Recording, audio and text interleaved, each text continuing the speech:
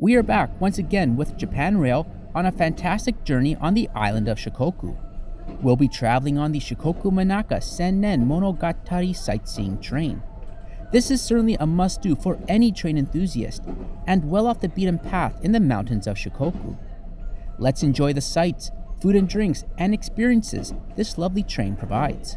Good afternoon guys, and welcome back to another video. Today we're starting off the beaten path in the town of Oboke, deep in the mountains of Shikoku. Shortly we'll be jumping on, let me get the name of this right, the Shikoku Mannaka Sen Nen Monogatari train. This is a sightseeing train from JR Shikoku.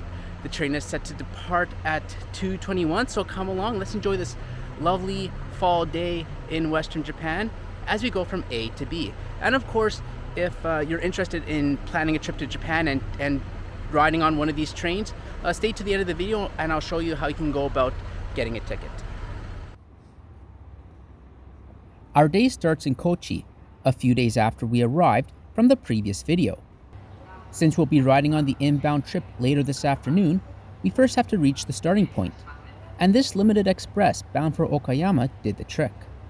They are the best way to reach destinations on the island quickly, with fairly frequent service throughout the day. I personally enjoy riding on these limited express trains. They're a bit nicer than the standard local train, and I surprisingly don't do it too often, so it's always a nice treat in itself. The island has several train lines which mostly run along the shore.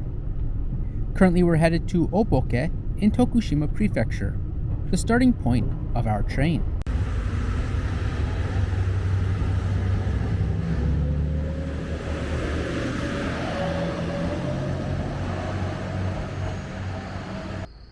When we arrived in Oboke, there was no sign of our train, which is a good sign 50% of the time.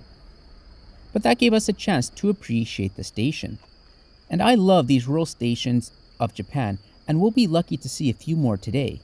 They each have so much character, and even their own characters. Anyway, there's not too much around the station, but there's a nice coffee shop across the bridge, and spending a few moments to take in the scenery is always welcomed. It was a month into fall now, and even then you could feel the hints of winter lingering in the shadows. On the walk back, and we catch our first glimpse of the train, and wow, check out the design. I love the reds, orange, blues, and greens used in delivery. The Shikoku Mannaka Sen Nen Monogatari train is a 3-car diesel multiple unit, or DMU, and the theme of the seasons is woven into the train and experience. Which car's design is your favorite? Alright, it's time. Let's jump on board. They open the doors nice and early to give the many passengers a chance to take photos of the interior before we depart. And wow, very beautiful, isn't it? We'll check out each car in detail in a few moments. But for now, it's time to take our seat. We'll enjoy 6A at a foretop for today's trip. And at 2:21 on the dot, we wave sayonara and begin this lovely trip.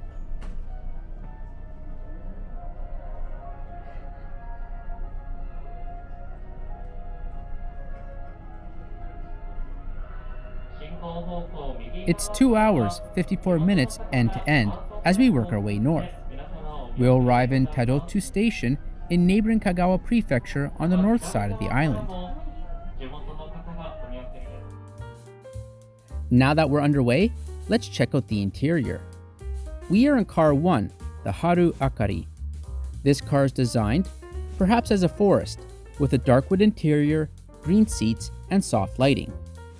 All seats are reserved, and the options are a foretop, table for 2, or individual seats. Tickets were tricky to come by, and I was only able to secure seats at the foretop, so we enjoyed our time with some other train enthusiasts. Some storage is provided between the tables for your articles. A monitor at one end of the car shows a live feed from the front of the train. Clever idea. There are a couple tunnels throughout the trip, and I absolutely love the ambiance of the cars as we pass through them. It's a very warm and cozy environment, isn't it?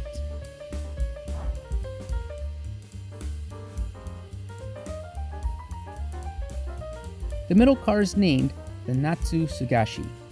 In addition to housing the galley, the car has 11 seats which face east, providing an unobstructed view of the scenery. With less than a dozen seats, this car is nice and spacious and relaxing, and the pillows on the bench look comfy, don't they?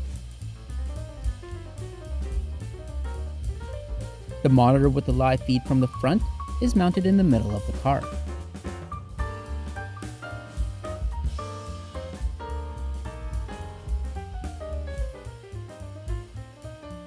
The Akiminori is the other end car and the front of the train on the return trip. The car is similar to ours on the other side of the train, with the seats providing the reds and oranges of changing leaves that one intends to associate with autumn. Overall, a wonderfully designed train on the inside and out with the theme of the seasons. Which car interior would you like to ride in? I should note that there are no power outlets on the train, so a power bank may be a good idea. Free Wi-Fi is provided, which is beneficial as cell service is intermittent due to the mountains and tunnels. And of course, I invite new viewers to subscribe for train, aviation, and travel-related content. We're closing in on the 2,000 subscriber mark, so many thanks to those who have already subscribed.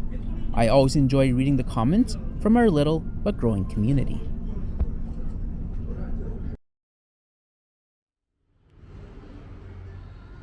Our first stop is Awakawaguchu Station, and I love the design of the station. It's pretty cute, isn't it? Even the station master is getting in on the fun. This is one of many unmanned stations in the country. In addition to providing an enjoyable time, these sightseeing trains help connect local businesses and shops with guests on the train. Here there are some local baked goods and other items for sale. We stop for 15 minutes, and then it's back on the train.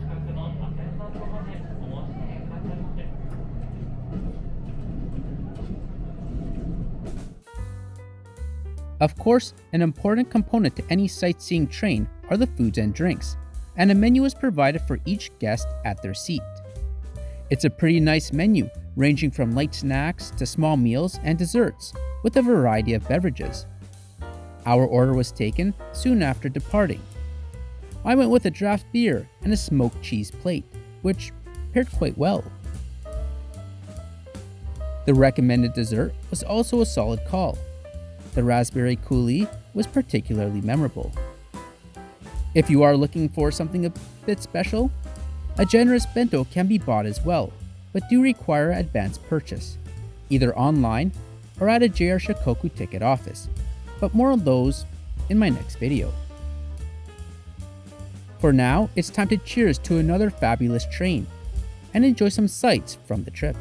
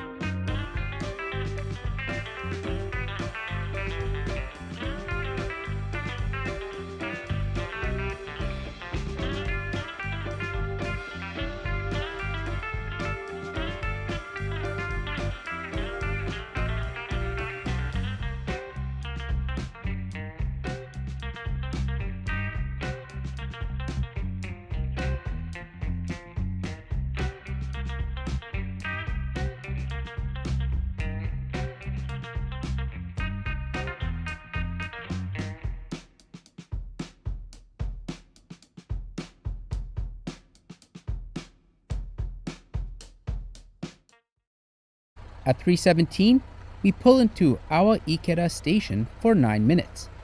Even the vending machines are decorated in the train's design. It's also an opportunity to take pictures and wear a happy, a traditional coat used in festivals. I, along with many others, were having way too much fun at this point. Before we continue, I caught the Ampan-Man designed train pulling into the station. Lucky us. And just like that, 9 minutes is up and we're back on the rails. As we make our way to the next station, I guess it's a good time as ever to check out the facilities.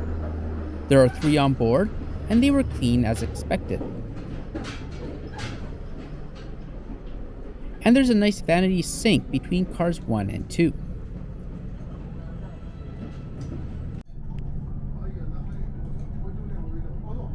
And here's one of my favorite stations of the trip.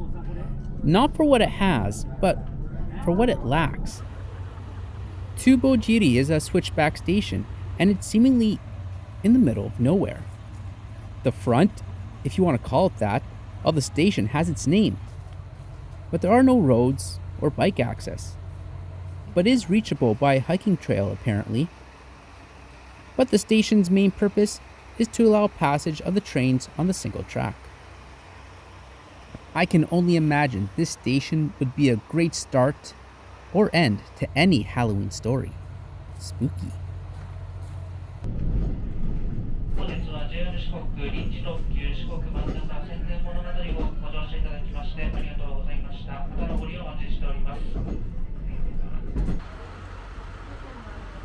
With the sun now setting, we reach the last main station of importance, Kotohira Station, and we'll pull off here for a good 20 minutes. This is a service station for the train. The building itself was constructed between 1912 and 1926 and is noted for its blend of European and Japanese architecture, a rarity at that time. It is also the end of electrified rail. Any trains headed south must be self-sufficient. Guests of the train are afforded this lovely waiting room. Those who bought that bento set I mentioned earlier were also treated to one last small dessert. It appeared many guests use this station as the endpoint for their journey.